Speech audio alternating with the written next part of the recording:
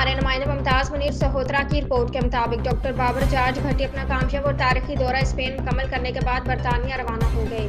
Barcelona airport پر ان کو ماہر تعلیم یورپ سید ذوالقرنین شاہ اور اسپین کے مشہور جرنلسٹ ممتاز منیر سہوترا نے نیک تمناؤں کے ساتھ الوداع کیا۔ ایئرپورٹ پر میڈیا سے گفتگو کرتے ہوئے ڈاکٹر بابر جارج بھٹی نے کہا کہ میں اسپین سے بہت سی یادیں لے کر جا رہا ہوں۔ اسپین والے واقعی زندہ دل اور مہمان نواز ہیں اور جو بھائی چارے اسپین میں دیکھنے کو ملا وہ دنیا میں کہیں بھی نہیں۔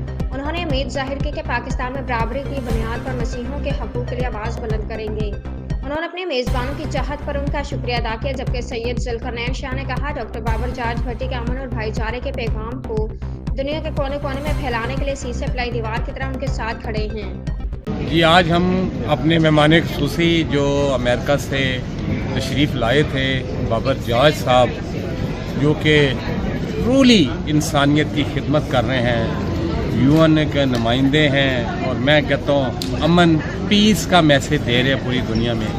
ہمارے ساتھ چند دن گزرے ہیں، ایسے لگ رہا ہے کہ پتہ نہیں وہ محبتیں بانٹ کے جا رہے ہیں، اتنے لوگ خوش ہیں۔